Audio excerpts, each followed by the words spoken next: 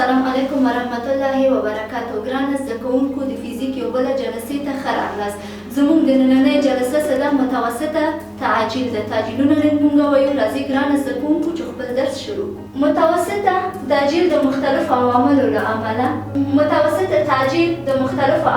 له امله حرکت کوونکی جسم نشي کولی په مساوي وختونو کې مساوي واټن طی کړي. له همدې امله د شی سرعت د وخت په پام کې نیولو سره بدلیږي. کوم چې د وخت سره سم سرعت ویل کېږي. نو سرعت خپله په دوه ډوله دي، یو لحظوي دي او بل متوسط. لحظوي او متوسط. دلته موږ په متوسط باندې اوس خبرې کوو. د خپله متوسط تعجیل واحدونه څه دي؟ عینا لکه د سرعت په شان دي، یعنې سانتي متر پر سکند مربع یا متر پر سکند مربع. متر پر سکند مربع. عینا د سرعت واحدات هم همدا دي، خو د متوسطه تعجیل واحدات څه دي؟ هم همدا دي. اوس راځو د متوسطه تعجیل فرمول ته.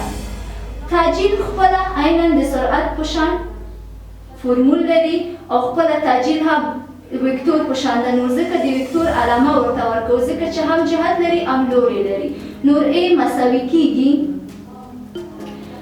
وي اوله سرعت چې موږ لرو وي صفر، دوهمه سرعت څه لرو ټي منفي ټي صفر. یعنې زموږ اول زمان څه دي او ټي صفر دوهمه زمان دي. صدا مساوي کېږي. موږ په تیر درسونو کې هم ویلی وو چې د دوه همجنسه سرعتونو شکل کولی شو چې دلتاوي په شکل هم وښیو. یعنې خپله دلتاوي د دې معنا ورکوي چې لومړی سرعت منفي دوهمه سرعت پر همداسې خپله زمان څه دي هم په دلتا ټي باندې ښیو. ګرانو زده کوونکو ښه ځیر شي که دلته موږ ټي صفر ته تقرب ورکړو په صفر باندې، نو دا په فرمول کې چې موږ وضع کړو زموږ فرمول کېږي ا تعجیل مساوي کېږي په وي منفي وي صفر خپله.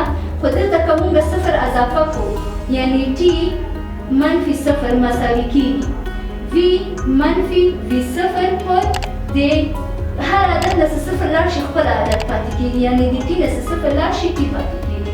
نو دا زموږ عمومي فرمول د متوسط تعجیل فرمول ده.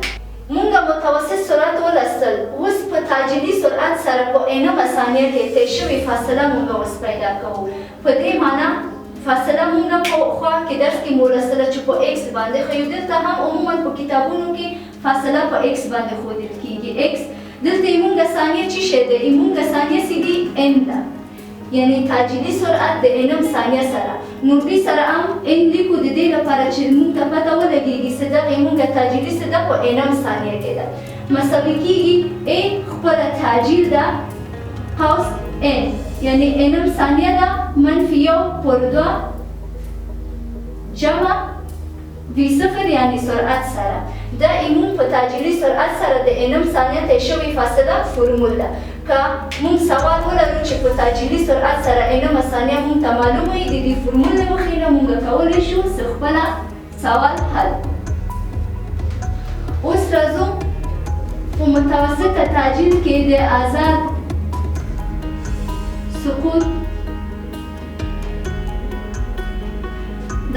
سقوط زمان او د حرکت معادلې موږ ترلاسه کوو. ګرانه زده کوونکي ښه ځیر شي چې په دې موضوع کې موږ څه شی لولو؟ د آزاده سقوط زمان او د حرکت معادلې. موږ دوه ډوله آزاده سقوط لرو. یو داسې دي چې یو شی اخلو لکه توپ د ښکته څخه پورته خواته واړو، دا موږ یو آزاده سقوط دي. دوهم دا دی چې یو توپ موږ اخلو له پورته څخه ښکته خواته یې واړو، یعنې موږ دوه ډوله د آزاده د نقطې زمان او د حرکت معادلې لرو. اول راځو خپله عمومي د آزاده سقوط زمان او د حرکت معادلې ته چې په دې ځای کې وي مساوي کېږي یو پر دوه جي ټي مربع. دا د آزاده سرعت د آزاده سقوط سرعت فرمول ده. کله چې دغه فرمول چې تعجیل او زمان موږ ته معلومه وي، د دې فرمول څخه استفاده کوو.